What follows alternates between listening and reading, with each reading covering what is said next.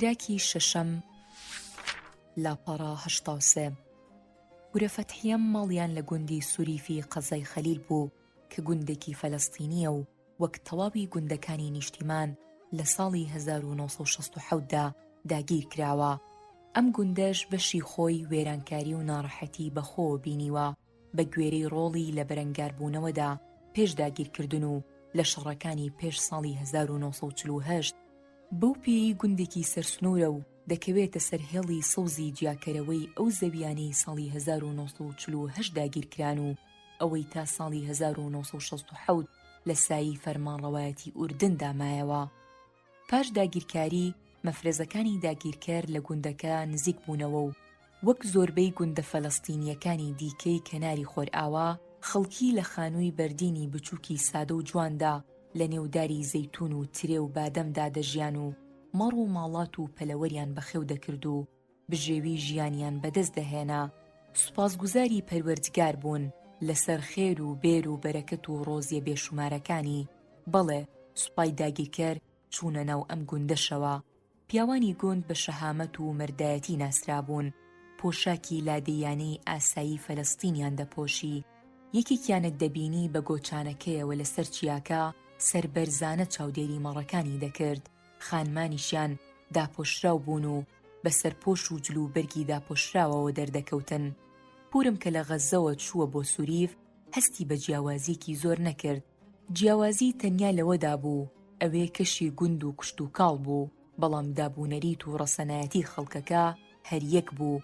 لەوانەیە شێوەزاری نێوخۆییش کەمێک جیاوازی هەبوو بێت، بەڵام جیاوازیەکە زۆر نەبوو. زۆر بە خێرایی لەسەر ژیانی ئەوێ ڕاهات.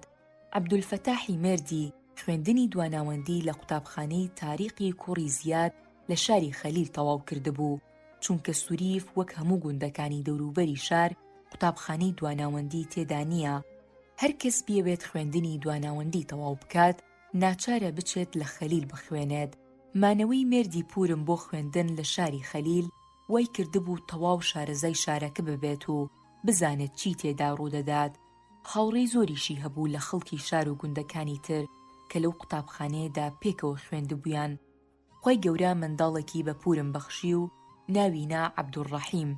دایکم نەیدەتوانی بچێت بۆ خەلیل تا پیرۆزبایی لە پورم بکات بە بۆنەی لە دایکبوونی منداڵەکەیانەوە، بەڵام چوو بۆ ماڵی خاڵۆم تا پیرۆزبایی لێ بکات و داوا لە خاڵۆم بکات. کاتێک چوو بۆ لای فەتحیە بە ناوی ئەمەوە پیرۆزبایی لێ بکات و داوای لێبوردنی هەیە، وەک خۆی دەزانێت بارودۆخی داراییمان باش نییە و حاڵی خێزانەکەشمان دەزانێت چۆنە. عەبدولفەتاحی مێردی پورم خۆی ئامادە دەکرد بچێت لە کۆلێژی شەریعەی زانکۆی ئوردنی بخوێنێت، بەڵام نەخۆشکەوتنی دایکی بەسەختی وای کرد خوێندنەکە دوا بخات. دواتریش بەهۆی مردنی باوکیەوە وازی هێنا لە بیرۆکەی تەواوکردنی زانکۆ و بڕیاریدا کارەکەی باوکی بگرێتە ئەستۆ و کاری بازرگانی و قوماش بکات. لەپاڵ ئەوەشدا سەرپەرشتی ئەو زەویانەی دەکرد کە هەیان بوو یارمەتی عەبدوڕەحمانی برایدا درێژە بە خوێندن بدات کە لە پۆلی دووی دواناوەندی بوو لە قوتابخانەی تاریقی کوڕی زیاد لە شاری خەلیل.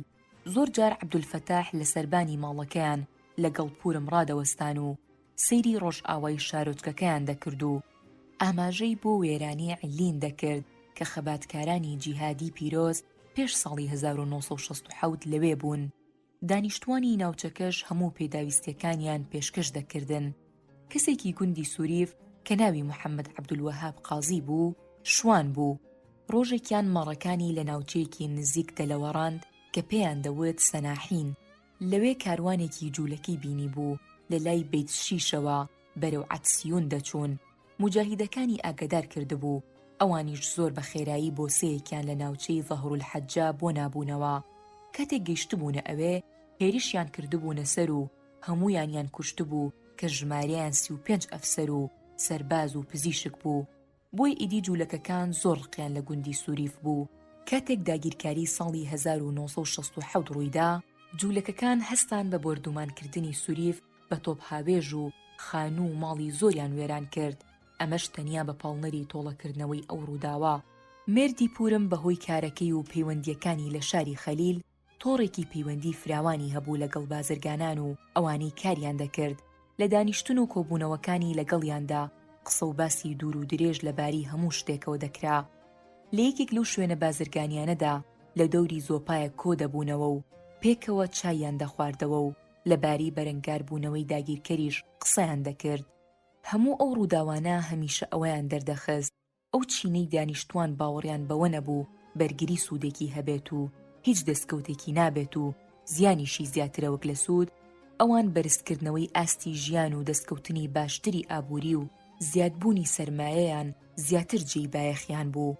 پاساوەکەش ئەوە بوو سوپای وڵاتانی عەرەب بە هەموو توانایانەوە نەیانتوانی لە بەرامبەر سوپای جوولەکەدا بوەستن. باشە ئیدی خۆبەختکاران چۆن دەتوانن بەو توانە سنووردار و چەکە سادانەوە بەرەنگاریان ببنەوە. مێردی پورم بوێری نەدەکرد بە ڕاشکاوی بۆ چوونی پێچەوانی ئەوان بێت، بەڵام گوێی لێ دەگرتن و هەوڵی دەدا بە شێوەیەکی لۆژیکی گفتوگۆیان لەگەڵ بکات. لە کۆتاییدا پاش بەسەربردنی کاتژمێرێک یان چەند کاتژمێرێک لە قسەکردن و چای خواردنەوە هەڵدەستان و دەڕۆیشتن. هەندێک جار یەکێکیان دانیشتنەکەی بەم قسەیە کۆتایی پێدەهێنا: باشە ئێمە چ پەیوەندیەکمان بەو کارەوە هەیە؟ لێ بگەڕێ بۆ خوای گەورە، دیارە خوای گەورە خێر دەهێنێت. خەڵکی خەلیل بەهۆی ئەو لەهجە تایبەتەی کە لە ناوچەکانی تری جیادەکردنەوە لە کاتی قسەکردندا هەندێک پیتیان لە پیتەکانی تر زیاتر درێژ دەکردەوە. لەو کۆڕ و دانیشتن و پەیوەندیانەدا عەبدولفەتاحی مێردی پورم ئەبوو عەلی دەناسێت، وا دیارە ئەو زیاتر باوەڕی بە پێویستی ئەنجامدانی کارێک بۆ کێشەکە هەیە. ئەگەرچی بەرەنگاربوونەوەش لەسەر ئاستی ڕزگارکردنی نیشتیمان و لە ناوبردنی داگیرکار ئەو توانایی نەبێت، گومانی تێدا نییە لانی کەم ئەنجامدانی ئەرکی نیشتیمانیە. زۆر جار مێردی پورم و ئەبوو عەلی پێکەوە لە شەقامەکانی خەلیل ئەو کاتانەی مێردی پورم دەچوو بۆ ئەوێ یان لە سووریف کاتێک ئەبوو عەلی دەهات بۆ سەردانی پیاسەیان دەکرد و لەبارەی داگیرکەر و پێویستبوونی بەرەنگاربوونەوەی و خۆبەدەستەوە نەدان بۆ ئەو ڕۆژەی سەپاوە بەسەریاندا و سەرقاڵبوون تەنیا بە بەدەستهێنانی سامان و گەشەپێدانی ئابووری بنیادنانی خان و باڵەخانە قسە و باسییان دەکرد. بەهۆی ئەوەی بۆچوونیان وەک یەک بوو هاوڕێیەتیەکەیان زیاتر بەتین بوو. ڕۆژێکیان ئەبوو عەلی بە ڕاشکاوی بە مێردی پورم دەڵێت: من دەستەوسان ڕاناوەستم بەبێ ئەنجامدانی بەشی هەرەکەمی ئەرکی سەرشانم. باشە دەتەوێت چی بکەیت؟ دەچیت پارچە چەکێک پەیدا دەکەیت و هێرش دەکەیتە سەر مەفرەزەیەکی داگیرکەر، پاشان هەڵدەیت و لەگەڵ کەسانی وەک ئەبوو شەرار و فیداکارانی تردا ژیان بەسەر دەبەیت کە داوا کراون؟ نەخێر، ئەوەم ناوێت. من دەمەوێت بەرەنگاربوونەوە ڕێک بخەین و بیگۆڕین بۆ دیاردەیەک و پاشان بۆ ڕەوت و ئینجا بۆ ڕێخستنێک. مێردی پورم لی پرسی: چۆن ئەوە دەکەیت؟ دەڕۆم بۆ ئوردون و لەوێ بۆ چوونەکەم بۆ فەتح باز دەکەم. خۆت باش فەتح دەناسیت. لە پاش کەڕامە ڕوتی خۆی وەرگرتووە و گومانم نییە ئەوان بۆ چوونەکەمیان قوبوڵە و هەموو هاریکاریەکەم دەکەن لەمەدا. مێردی پورم ستایشی ئەو بۆچوونەی ئەبوو عەلی کرد و داوای لێ کرد زۆر ئاگاداری خۆی بێت و پێی ڕاگەیان بە هاوبەشی خۆی بزانێت لە هەموو هەنگاوەکانیدا. ڕێککەوتن ئەبوو عەلی بە تەنیا گەشت بکات و وانیشان بدات بۆ کاری بازرگانی دەڕوات بۆ ئەوەی سەرنجی لەسەر نەبێت. ئوردن لەو ماوەیەدا لە پاش سەرکەوتنی کەرامە هەمویان لە خزمەت بەرەنگاربوونەوەدا بوون و خێوەتگەکانی پەنابەران لەوێ پڕ بوون لە ئاهەنگی سەرکەوتن. هەمووان دروشمیان بۆ فیداکاران دەوتەوە و گۆرانیان بە باڵادا دەوتن و دوعایان بۆ بزوتنەوەی ڕزگاری خوازی نیشتیمانی فەلەستینی دەکرد کە ناوی ئەو لە پشت ئەو سەرکەوتنەوە بوو. سەختیش نەبوو بۆ کەسێکی وەک ئەبوو عەلی لەوێ بگات بەسەرکردایەتی فیداکاران و لەگەڵیان بگاتە ڕێکەوتن لەسەر دەستپێکردنی ڕێخستنی سەربازی فەتح لە هەموو ناوچەکانی کەناری خۆرئاوا. ماڵ و چەکی پێویستیشی بۆ تەواوکردنی ئەو کارە و دروستکردنی شانەکان و دەستکردن بە مەشقکردن و پڕچەککردنیان بۆ دەستپێکردنی بەرگری پێدەدرێت. پاش سەردانی هەندێک لە خزمانی بۆ ئەنجامدانی هەندێک مامەڵەی بازرگانی چوو بووە چەند ناوچەیەکی ئوردن تا ئەو کاری بۆی هاتووە پەردەپۆش بکات. ئەبوو عەلی گەڕایەوە بۆ کەناری خۆرئاوا و دەستی کرد بە پەیوەندیکردن بە چەند ناسراوێکیەوە، بە تایبەتی لاوان لە شارە جیاوازەکانی کەناری خۆرئاوا. دەچێتە ڕیزەکانی بزوتنەوەی فەتح و داوا لە هەر یەکێکیشیان دەکات لەگەڵ خۆیدا 2 یان 3 کەس لەو هاوڕێیانی متمانی پێیانە ڕێک بخات کە ئامادەن بۆ کاری چەکداری لە دژی داگیرکەر. لە هەموو شارەکان لە ئەو پەڕی باکووری کەناری خۆرئاواوە تا خەلیل و هەندێک لە گوند و شارۆچکەکانی هەر کەسێکی ببینایە و متمانی پێی بوایە بابەتەکەی بۆ باز دەکرد. ئەگەر قبول کرا و جێ ڕەزامەندی کەسەکە بوایە داوای لێ دەکرد شانەیەک دروست بکات و لە ماوەیەکی نزیکدا پەیوەندی پێوە دەکاتەوە. ئەرکی کۆکردنەوەی چەک درابوو بە عەبدولفەتاحی مێردی پورم. بەهۆی جوڵە و بازرگانیەوە کەس نەیدەزانی خەریکی ئەو کارەیە. بەو جۆرە لە ماوەیەکی کورددا شانە و گروپەکان پێک دەهێنران و دەستیان کرد بە جێبەجێکردنی هەندێک چالاکی فیداییانەی سادە وەک هاویشتنی بۆمبێکی دەستی بۆ ئۆتۆمبیلی مەفرێزە سەربازیەکان، تەقەلێکردنیان یان هەوڵدان بۆ ئەوەی لە دوورەوە بە قەناز لە ئامانجەکان بدەن. هەر وەک چۆن لە کاری بەرەنگاریدا ئەوە شتێکی باوە کاتێک یەکێک لە شانەکان دەکەوێتە هەڵەیەکی کرداریەوە، ئیتر ئەندامەکانی دەستگیر دەکرێن و دەخرێنە ژێر لێکۆڵینەوەی تند و هەندێکیان دانی پێدا دەنێن. کارەکە لای ئەبوو عەلیش بەو جۆرە کەوتەوە و دەڕوات تا دەگات بە ئەبوو عەلی و ئەویش دەستگیر دەکرێت و دەخرێتە ژێر لێکۆڵینەوەی زۆر توندەوە لە ژێر زەمینەکانی لێکۆڵینەوە لە بەندیخانەی خەلیل. ئەبوو عەلی زۆر مەردانە خۆڕاگر و دامەزراو دەبێت و ئامادە نییە دان بە سادەترین زانیاریدا بنێت لەوانەی هەندێک لە گەنجەکان دانیان پێداناوە و لە کاتی پرۆسەی لێکۆڵینەوەدا فریو دراون و قسەیان لێ دەرهێنراوە. هەواڵگیری ئیسرائیل پاش ئەوەی لێکۆڵینەوەیان سەبارەت بە پەیوەندیەکانی ئەبوو عەلی و هاوڕێیەتیەکانی کردبوو، مێردی پورمیان دەستگیر کرد و ماڵەکەشیان بە وردی پشکنی بوو. لەگەڵ شکاندنی کەرەستە و پێداویستیەکانی ماڵەکەی و لێدان لە پورم و منداڵە ساواکەیان، عەبدوڕەحیم مێردی پوریشم دەبەن بۆ بەندیخانەی خەلیل و دەیخەنە ژێر لێکۆڵینەوە و ئەشکەنجەی جەهەنەمیەوە و لەبارەی ئەبوو عەلی و پەیوەندیەکانیەوە پرسیاری لێ دەکەن و وای بۆ باز دەکەن کە ئەبوو عەلی ئیعتیرافی کردووە لەسەری و هەموو شتێکی وتووە و ئیدی هیچ پێویست بە نکوڵی و ئازاردان ناکات. بەڵام مێردی پورم بەردەوام دەبێت لەسەر نکوڵیکردن لە بەرامبەر ئەوەدا بەبێ بوونی هیچ تۆمەتێک بڕیار دەدەن 6 مانگ بەندی بکەن. ئەبوو عەلیش بەهۆی کەڵەکەبوونی دانپێدانانی چەند گەنجێکەوە کە توانای بەرگەگرتنی ئەشکەنجەیان نەبوو بڕیاری 5 ساڵ بەندکردنی بۆ دەردەچێت. لێرەوە پورم گەشتی بەرەو جیهانێکی تازە دەست پێ دەکات، جیهانی بەندیخانە. مانگی جارێک کە وادەی سەردانی هەبوو، پورم بەیانیان زوو لە خەو هەڵدەستا و منداڵەکەی ئامادە دەکرد و لە باوەشی دەکرد و بەرەو ناوەندی گوندەکە دەڕۆشت. لەوێوە سواری یەکێک لەو ئۆتۆمبیلە کەمانەی لە گوندەکەوە بەرەو شاری خەلیل دەڕۆیشت دەبێت و دوای ماوەیەکی زۆر دەگاتە ئەو باڵەخانەیەی بارەگای بەندیخانەی خەلیل و فەرمانڕەوایەتی سەربازی شارەکە بوو. لەوێ دەیان خێزانی دەبینی هاتبوون بۆ سەردانی کوڕ و کەسوکاریان کە لەوێ بەندکرابوون. لە ڕیزی ئافرەتەکاندا لە نۆبەدا ڕادەوەستا و ناسنامەی خۆی پێبوو. جاروا هەبوو لەم پێڕەدا نۆبەی دەهات بچێتە ژوورەوە، یان لە پێڕی دووەمدا نۆبەی دەهات و چاوەڕوانی دەکرد تا پێڕی یەکەم دێنە دەرەوە و دواتر ئەمان دەچنە ژوورەوە. کاتێک دەگەیشتە پەنجەرەیەکی بچووک لە دیوارەکەدا دەستی دەبرد ناسنامەکەی دەدایە ئەو پاسەوانەی لە پشتی دیوارەکەوە بوو تا سەیری بکات و لێی دڵنیا بێت و تۆماری بکات. پاشان دەرگەکەی تەنیشتی دەکرێتەوە و دەچێتە بەشی ئافرەتان و لەوێ ئافرەتێک بە شێوێکی بێزارکردەی پشکنێت. پورم ڕقەکەی دەخواتەوە و هیچ ناڵێت، نایەوێت سەردانی عەبدولفەتاح لەدەست بدات کە ئێستا لە چاوەڕوانی ئەمدایە. بێگومان زۆر پەرۆشە بۆ بینینی ئەم و عەبدوڕەحیمی کوڕی. هیچ پاساوێکیش نییە بەهۆی بێزاربوون لەو سەربازە ژنە دڵپڕ لە کینەوە سەردانەکە لەدەست بدات. پاش پشکنین سەردانیکەران لە ژوورێکدا کۆ دەکرێنەوە و بەڕاڕەوی درێژ و تاریکدا دایانگێننە بەشی سەردانیکردن. لەوێ دیوارێک هەیە دەلاقەی وەک پەنجەرەی تێدایە بە شیشی ئاسن گیراوە. لە پشت هەر دەلاقەیەکەوە بەندکراوێک هەیە. هەر یەک لە خەڵکەکە سەرنج لە بەندکراوەکان دەدات و بە دوای کەسی خۆیدا چاو دەگێڕێت. کاتێک دەیدۆزێتەوە دەچێتە بەردەم دەلاقەکە.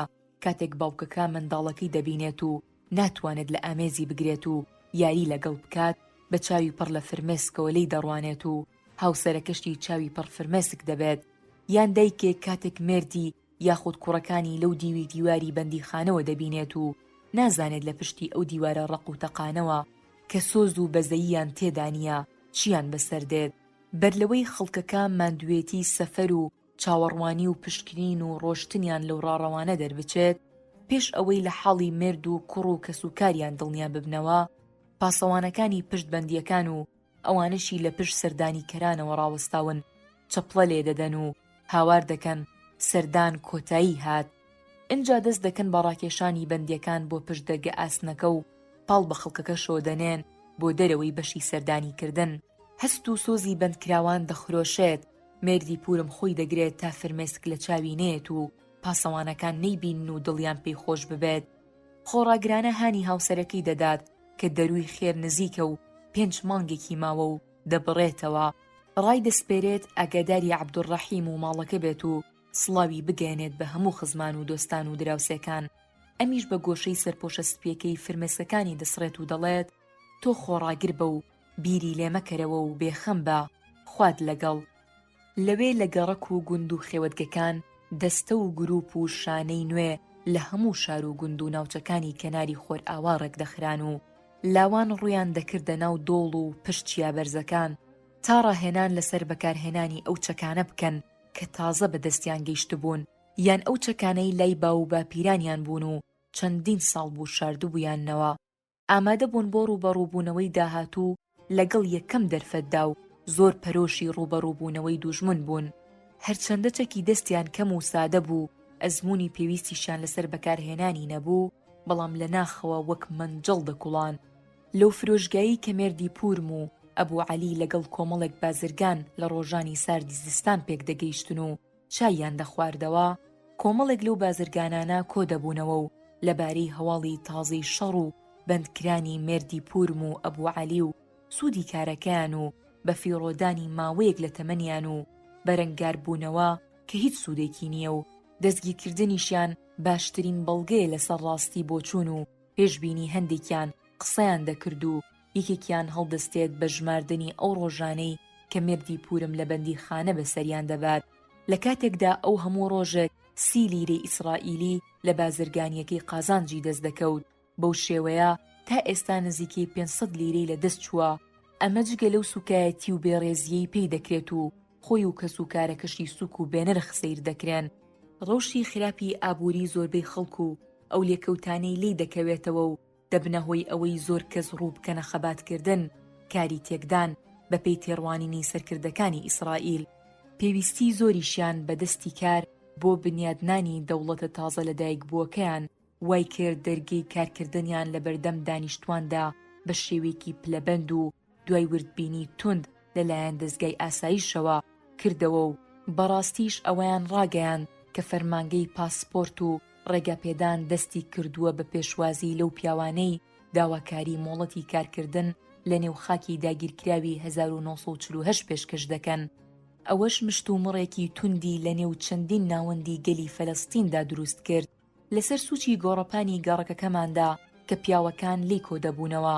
باپیریشم وێڕای نەخۆشکەوتن و چوونە ناوتەمەنەوە بەردەوام بەشداری ئەو کۆنگرە ڕۆژانەیەی دەکرد کە تێیدا تاوتوێی ئەو کارە دەکرا. خەڵکەکە بەسەر دوو بۆچووندا دابەش بووبوون. لایەکیان بە توندی دژایەتیان دەکرد و دەیانوت چۆن ڕێگا بە خۆمان بدەین دەوڵەتی دوژمنەکەمان دروست بکەین و بناغەکەی پتە بکەین، لە کاتێکدا سەربازەکانیان مەشق دەکەن و خۆیان بۆ شەڕی ئێمە و گەلەکەمان و ئومەتەکەمان ئامادە دەکەن. هەندێک لە خەڵک وای دەبینن ئەوە جۆرێکە لە ناپاکی، ئەمە لە کاتێکدا هەندێک کەسی واقعبین وای دەبینن واقعێک سەپێنراوە و ئیسرائیل دروست بووە و کارکردنی سەدان یان هەزاران کرێکار هیچی لێکەم ناکات. لەم کارەدا دەبێت لەو گۆشەنیگایەوە سەیری بابەتەکە بکرێت کە چەندین خێزان پێویستیان بە پارویەک نان و قومێک شیر هەیە بۆ منداڵەکانیان و دەستیان ناکەوێت. لە تێڕوانینێکی دیکەوە کارکردنیش لە ناوخۆی ئیسرائیل وێڕای سەختی و تاڵیەکەی ئەرکێکی نیشتیمانیە بۆ پشتیوانی گەلەکەمان لە خێوەتگە و گوندەکانی بەر لەوەی پێداویستیەکانی ناچاری کۆچکردنی بکات. بەڵام لەو فرۆشگایی خەلیلدا تێگەیشتن یان قبولکردنی کار لە ئیسرائیل زیاتر قبول کراو بوو. ئەوانەی لەوێ بوون زۆر بە چاکی بە گوێرەی ژمارە لێکیان دەدایەوە، یاری ژمارەکانت لەوێ دەبینی. کردنەوەی بواری کار لە بەردەم خەڵکیدا بوار لە بەردەم گەشەسەندنی ئابووری وڵاتدا دەکاتەوە. ئەمەش ئاستی بژێوی لە تێکڕای بوارەکاندا بەرز دەکاتەوە و توانای بەرگری کەسوکارەکەمان و خۆڕاگریان لەسەر زەوی خۆیان زیاد دەکات تا بەویستی خۆی گەورە گۆڕانکاری دێتە ئاراوە. لەسەر ئاستی کردداری خەباتکارانی بە تایبەتی لە خێوەتگەکانی پەنابەران و نمونەی ئەمەش خێوەتگەی کەناراو ئەوەیان بە تاواندا لە قەڵەم هەر بۆیە دەستیان کرد بە کۆکردنەوەی زانیاری لەسەر ئەوانەی مۆڵەتی کارکردنیان وەرگرتووە و مۆڵەتەکانیان لە کرێکارەکان وەردەگرتەوە و پاش سووتاندنی مەترسی ئەو کارە و نەگونجانیان لەگەڵ نیشتیمان پەروەریدا بۆ دەخستنە ڕوو. جاری وایش هەبوو خاوەنی ئەو مۆڵەتە لێدانیشی دەخوارد بە حەیزەران لە نێوچەوانی یان زلە لە ڕوومەتی دەدرا یان قسەی ناشرینی پێدەوترا. دەتبینی خاوەنی ئەو مۆڵەتە هەوڵی دەدا قەناعەتیان پێ بهێنێت و پێیان نەدات چونکە 8 کوڕ و کچی هەیە و هیچیان نییە بیخۆن و ئەوەی ئاژانسی بەهاناوە چوون پێیان دەدات بەشی هیچ ناکات و زۆربەی کات بە برسێتی دەمێننەوە. تکایان لەو خەباتکارانە دەکرد کە دەیانویست مۆڵەتی کارەکان لێوەربگرنەوە، بارودۆخەکان لە بەرچاو بگرن و مۆڵەتەکان لێوەرنەگرن و ڕێیان پێ بدەن کار بکەن. ئەوانی ڕەتیان دەکردەوە و سوور بوون لەسەر ئەوەی مۆڵەتەکەی لێبستێنن. لە کاتێکدا بە چاوی پڕفرمێسکەوە دەیان بینی چ دژیەکیەکی زۆر هەیە لە نێوان واقعی تاڵ و پێداویستیەکانیان و ئاسۆی خواستە نیشتیمانیەکانیان. لەوانەیە پاش چوونەوەیان لەو بارەیەوە قسە و باسیان کردبێت لە کاتێکدا هەستیان بە ناڕەحەتی دەکرد مۆڵەتی کاری ئەو پیاوەیان دەدڕاند.